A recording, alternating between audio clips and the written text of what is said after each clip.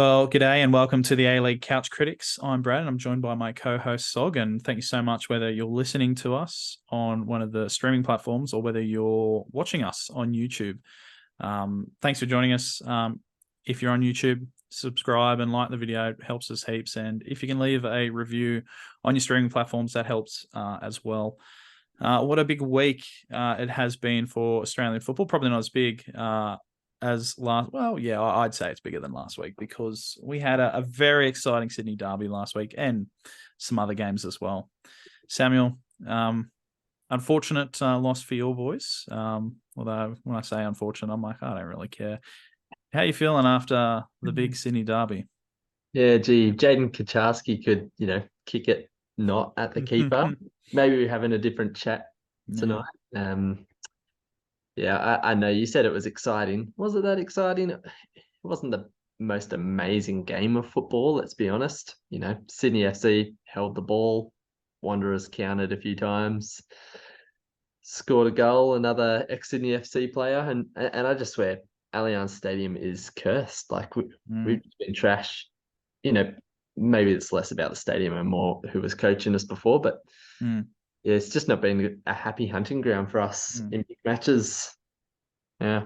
Yeah, you say it wasn't exciting. I guess from the neutral, it probably wasn't. But for me, I think I had my Fitbit on, and for about 2 hours, I was doing a workout. So, I guess when I'm on that on edge for a game, I can't really give a unbiased opinion. But from all reports reading online, it wasn't particularly exciting. It reminds you of that meme from The Simpsons when Mexico are playing Portugal in Springfield, and Kent Brockman is like, passes to the center and holds it. I'm not going to overlay that meme because that's a fair bit of effort there, but I guess it was exciting all around because we had a bit of pyro party. We had a really good tifo. It's a shame for Sydney FC that they turned up for the tifo game, but they didn't turn up for the game on the field. But I I have to swear say, every time we unveil a TIFO, we lose. yeah. Like, no joke. Oh It's well, keep so unveiling them. sad. Fair play. It was a really good tifo. It was really cool. And then they started lighting all the pyro as they're still rolling up the banner. I'm like, guys, you're trying to kill yourself. Don't catch anything on fire. So whatever.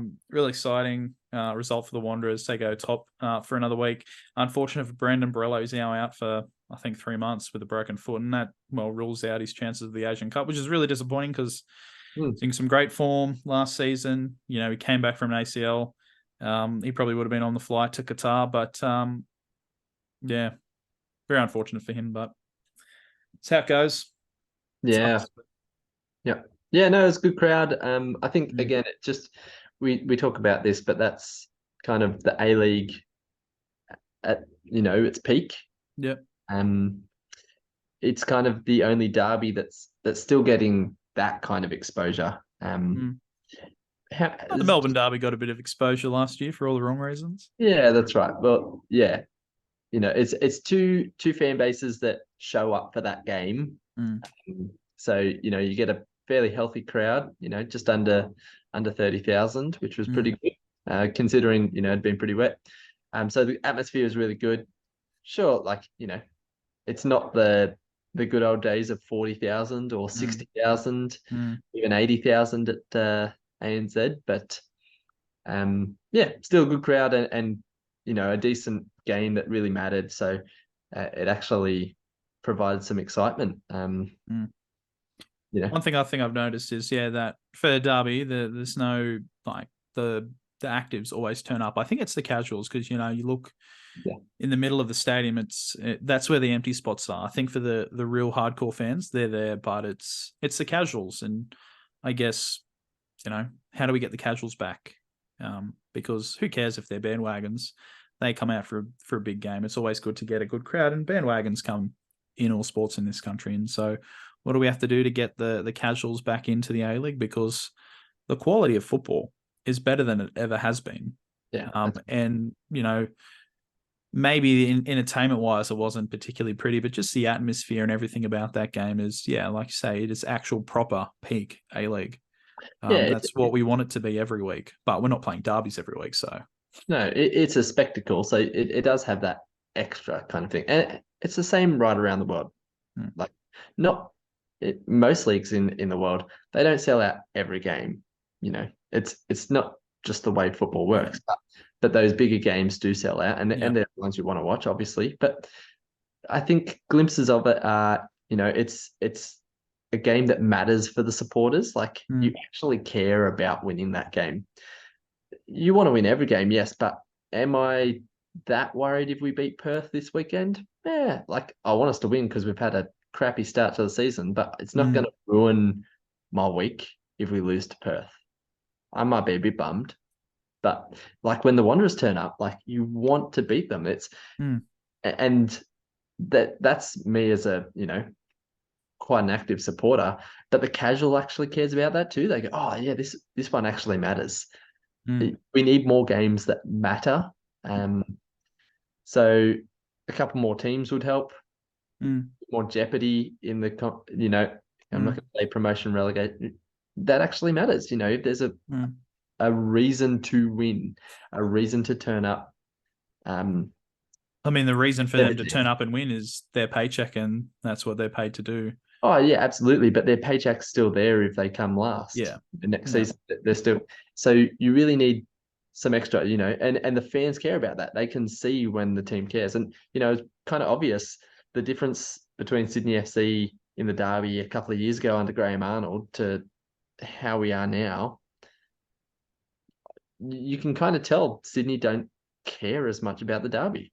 Yeah, and Like, I think was it Alex Brox talked about that yeah, on that podcast with Simon Hill during the yeah, week, and yeah, that yeah, he's not seeing the passion. I'm not gonna. I don't think it's fair to get up Ufi Tale so early. He's 2 games into his career, but I think it was a bit lacking towards the end with Steve Corica in the derby, and yeah, I think I never liked Brosk or Graham Arnold because they were the guys that epitomised that yeah, Sydney FC side of the derby, and they knew how important the game was and they hyped it up really well. And I think now Radan is doing that with the Wanderers, and Marcelo and all the Wanderers boys are buying into it. And, that's what Tale has to start doing. Hopefully he doesn't, but that's what you have to do. And, there's not many old heads there now. I think Ryan Grant is probably the only one that's kind of left from all those years. And to be honest, he's on borrowed time there. And, yeah, yeah, I think a big culture change is needed. And, Tale is not going to get that overnight. And I think if you give him time, he was a Sydney FC player back in the day. I'm sure he can, hopefully for your boys' sake, get back to where they were in the derby. But right now it doesn't look like, well, I think the passion is more prevalent there for the Wanderers. And I think it's up to Tale to install that You'd passion. like to actually see that translate to crowds coming back. Like you said, the casuals turning back up to the Wanderers games. Where Wanderers started and where they are now, the crowds aren't quite there. The team is better than it's been in Mm. the better part of a decade. Still, the crowds haven't been that fantastic, which has been disappointing. Parramatta Stadium got rebuilt because of the Wanderers, really, and Yeah.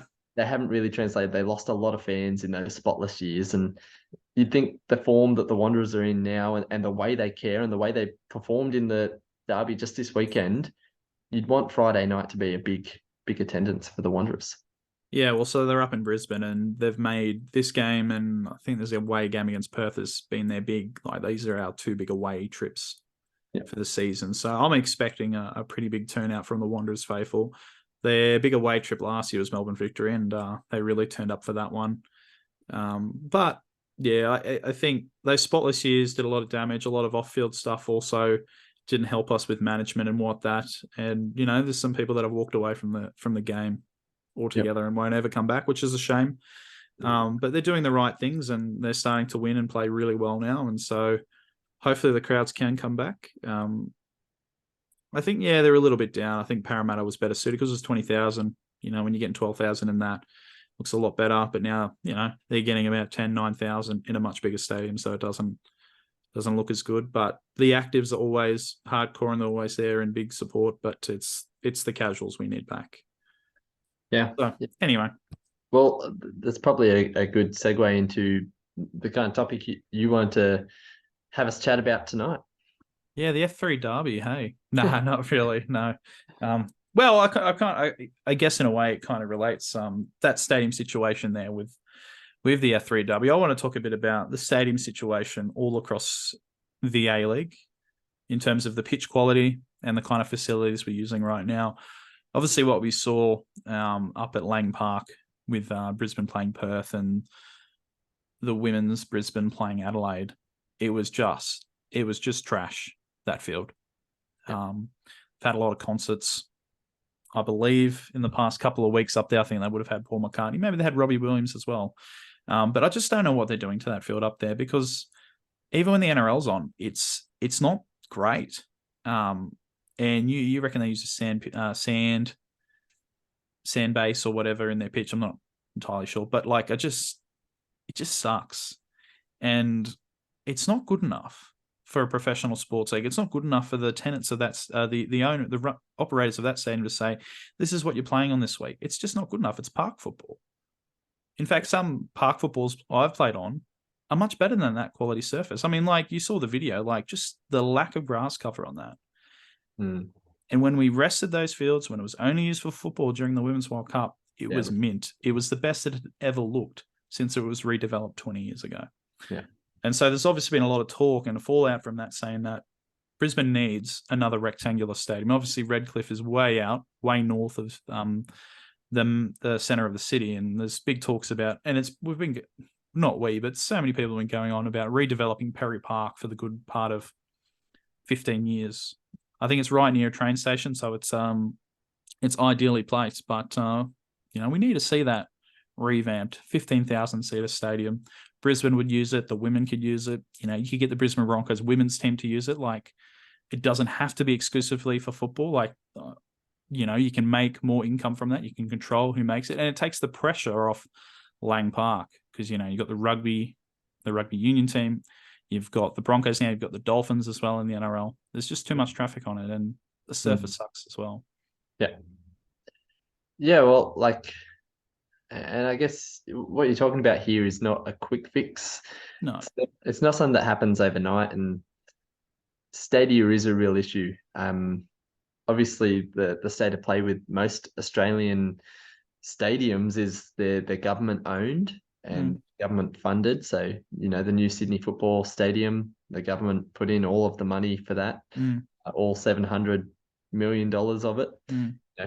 That's so they kind of are the people who have the say. And so, when concerts turn up and they want to put them in a stadium, well, Allianz is the one they go to, and they're trying to up that. And it's been used for NRL, it's been used for rugby league, and rugby union and football.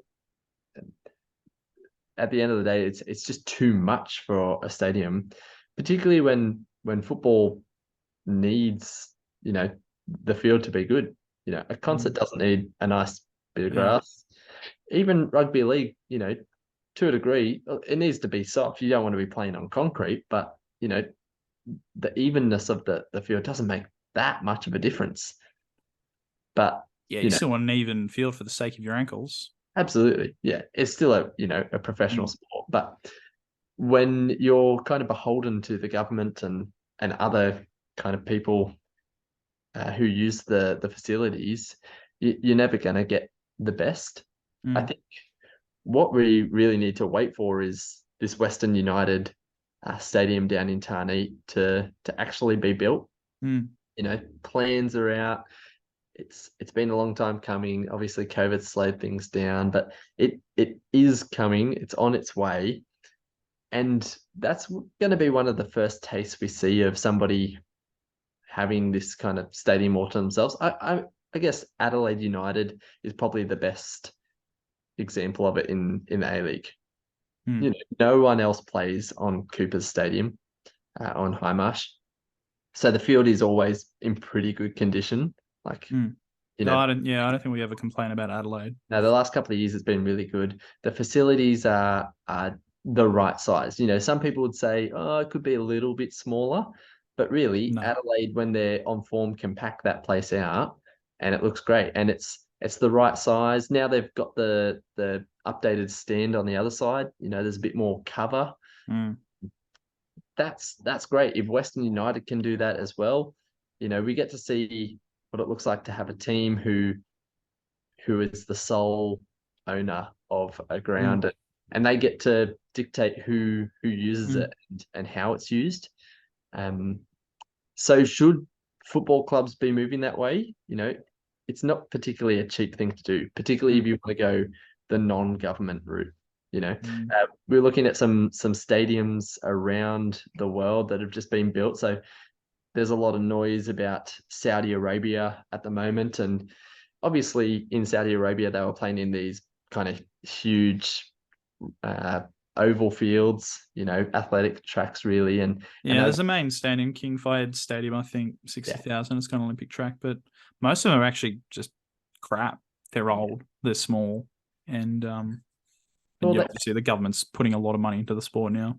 Yeah, and well, people weren't turning up as well. The atmosphere was terrible. Saudi Arabia kind of realized this, that football, half of football is actually the experience. It's the atmosphere, and so they've, Al Shabab is the one that's actually got their ground up and open, and it holds just over 10,000 people. I think maybe up to 15,000 people, and it looks great. And the whole place is roofed, and now, from what I can see, it only cost them 14 million American dollars to build that. But let's be honest, this is Saudi Arabia, where workers' rights don't matter, and and it's an absolute monarchy, so they dictate the economy a bit more. But that's right. So that's not a realistic fund.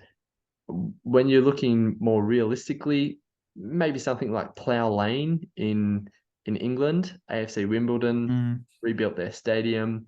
That's a completely new stadium. Yeah, completely new. It's only holds 9,000, just over 9,000 people, and that one cost £34 million to build. So that's probably more realistic. The UK, a bit more stringent on their kind of working with the government to build things like that. No government funding was given for that. It's kind of all crowd funded and the club funded. The £34 million, that's, looking at 70, 80 odd million Australian dollars for under 10,000. But is that more where A-League clubs should be looking? Like a Macarthur, a 10,000 seat stadium is, 3 times bigger than what they really need at the moment. Is that better? Is it worth $80 million, $80 to $100 million for 10,000 seats? Like that's a lot of money. Yeah, but isn't the rumor is Macarthur's paying $1 in rent to Campbelltown Council? Well, exactly. So that's why would you spend $100 million when you can use Campbelltown? Now, the atmosphere sucks there. There's no cover. There's one grandstand that has cover, and the other 3 are there's a little bit. There's not much. Yeah, they're just out in the open. On a hot day, you're absolutely baking. If it's raining, you're absolutely wet. But for $1, why wouldn't you use it? Yeah, and there was a lot of talk a couple of years ago about upgrading Macarthur, updating Campbelltown Sports Stadium.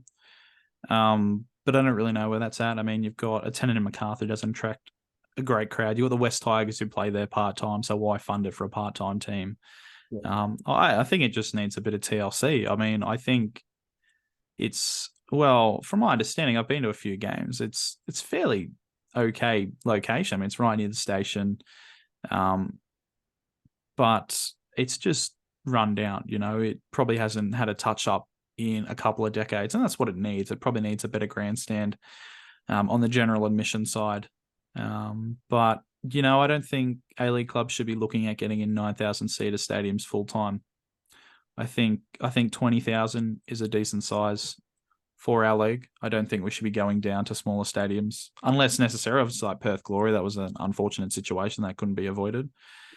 And I really think there's only a few teams that should potentially look at other options. I think Brisbane is the main one. It's just too big. But size isn't too much of an issue for me. It's just it's the quality of the field. Yeah, it's probably a bit too big as well, but I think it'd be good for them to get their own home. I don't like Wellington because it's an oval. I mean, but I can't imagine, unless it's funded by Wellington, a smaller stadium of 15,000, 20,000 for them. And I think the same as well as Newcastle. I think it's too big, but I can't imagine Newcastle city council, whoever it is up there, funding a completely new stadium for a city that size of what, 400,000, maybe probably less than that. That's probably too much. That's too generous. They're not going to fund another stadium. I think that's the only stadium that's going to be in Newcastle. I can't imagine them getting another one. All the other ones, I think they're fine. Some people say Sydney FC's stadium is too big, and I'm like they averaged what, 17,000 last year. It's a state of the art facility. It's the newest stadium in this country. You were saying, someone on Reddit was saying, "Oh, why don't they play at ES Marksfield down the road?" Like, some of these people online, do they think for more than 5 seconds? Yeah, like Macarthur, maybe they should go and play where Macarthur Rams play. Oh, Linwood Park, and you've been down there, a dirt road. Like, yeah, you get splinters on the wooden benches that are in the grandstand. That's tiny and 40 years old. We're a professional competition, and so there has to be standards of what we're playing in. Obviously, I think as well, people look. It's kind of what comes first, the chicken or the egg, a little bit. Do we need a longer time of support? We're still only in the second decade of that. We're slowly building that generational support. We're starting to get players who grew up supporting and only knew A-League teams.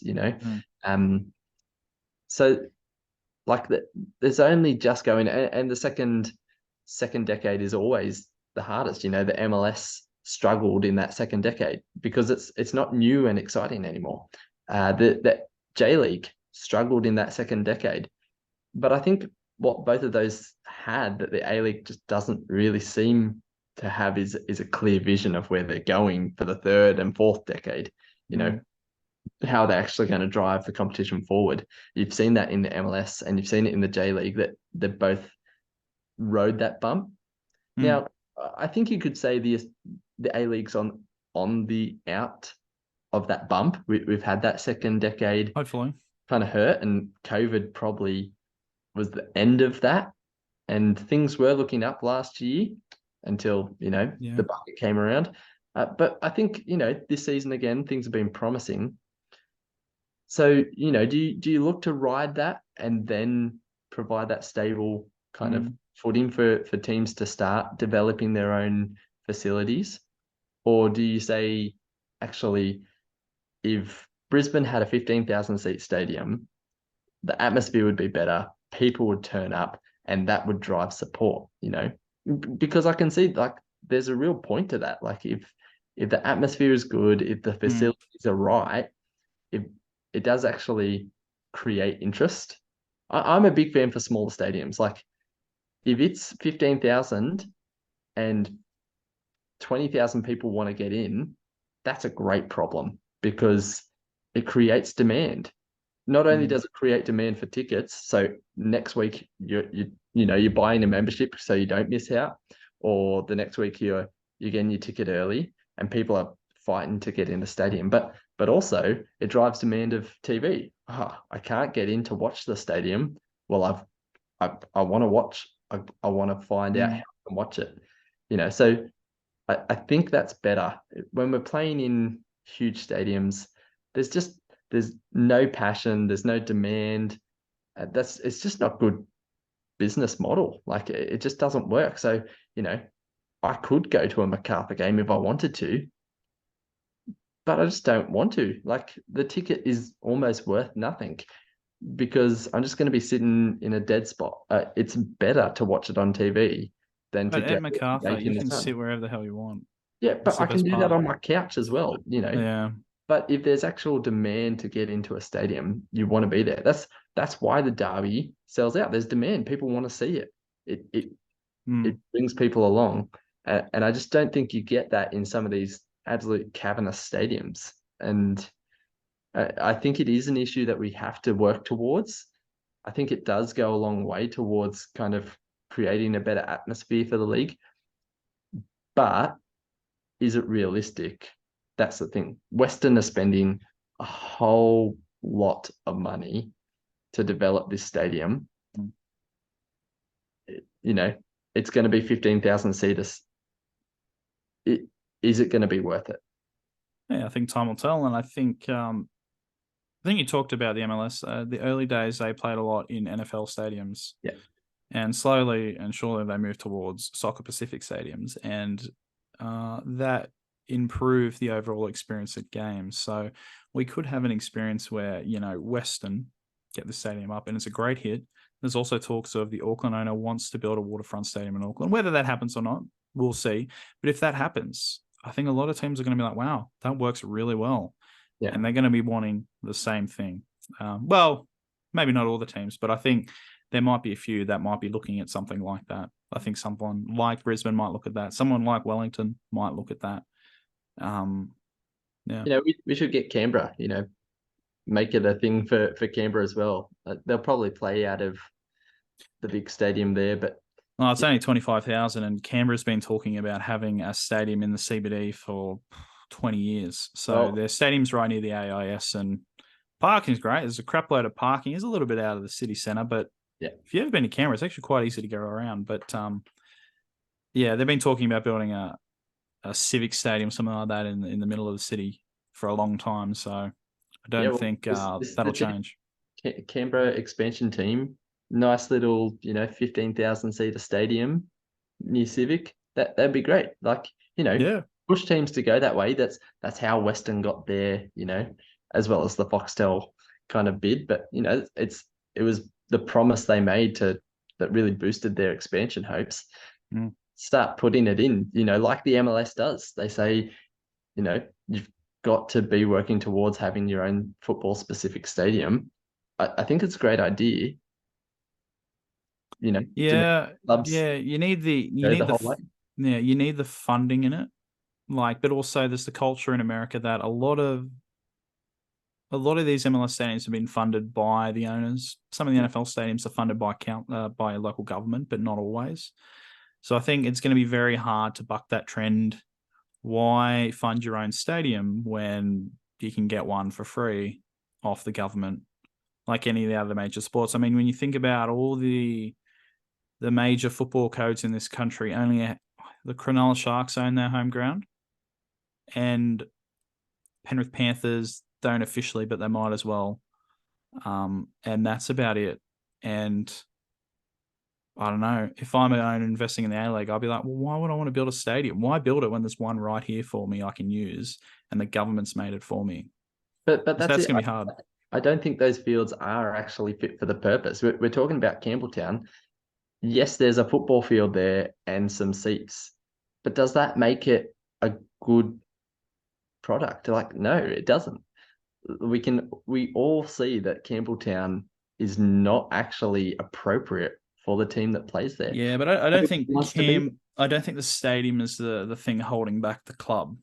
I think we can all probably agree that MacArthur probably wasn't the right choice for that. It's there now, and for me, I'm not going to be cheering on the team, but I want to support the team in it being a successful team. And every time I go to the games, it looks like the bullpen is slowly building, and I hope that continues to build. But I don't think the stadium's holding them back. Look, it's not the stadium that's the big issue. Obviously, Campbelltown it's a football hotbed. They should be connecting with the community there. There are so many kids playing football. There are so many adults who play football in the southwest of Sydney. Absolutely, the club should be doing something to connect with those fans. I'm definitely not saying the stadium is the issue. I'm just saying it contributes. There's no way I would take my kids to go and bake in 35-degree temperature when I know there is absolutely no cover. What's the point?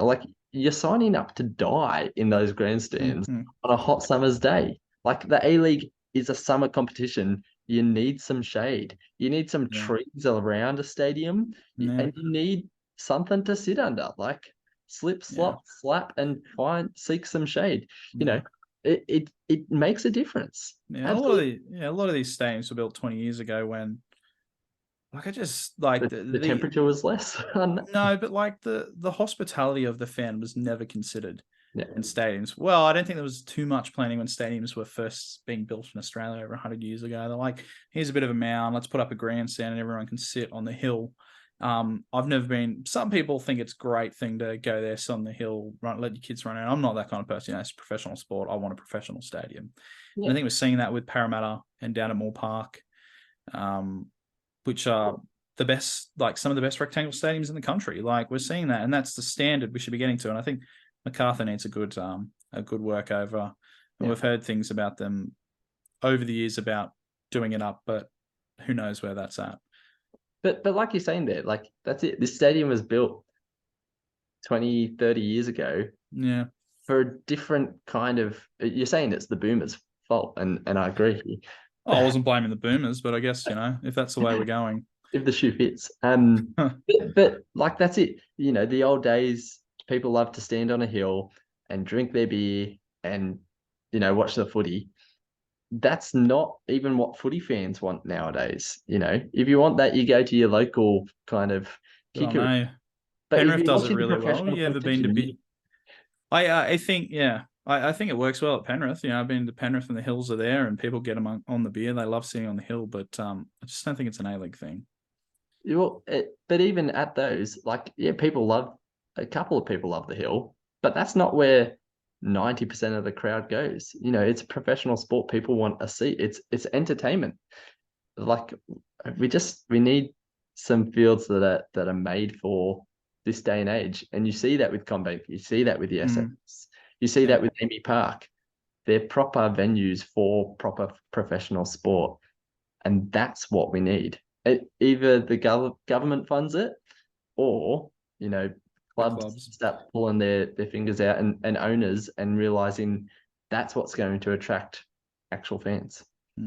We've been chewing the fat for some time now. I think we were probably chewing it too much and getting away from it all, but getting a bit too passionate. Yeah, maybe, but yeah. Anyway, I think we've had a fairly good chat just about the stadiums. Maybe we waffled a bit too much, but that's okay. I think let us know in the comments what you think of this whole stadium fiasco of Lang Park and stadiums that are too big for some clubs. Yeah, just let us know in the comments.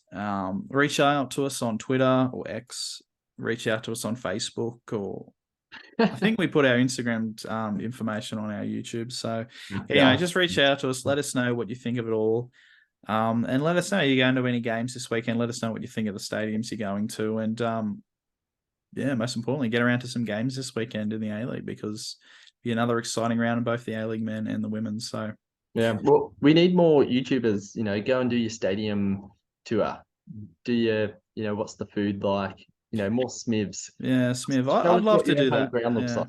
I'd love to do that, but I don't want to sound like I'm work. Like it feels too much like work. I just want to go and watch the football. But maybe if I did something that's less intense of filming all the time, maybe I'd take a few photos of food and that and give it a rating at the end on Twitter. I'm not going to go all out on a video, but yeah. Anyway, thanks for joining us, and we'll see you in the next video.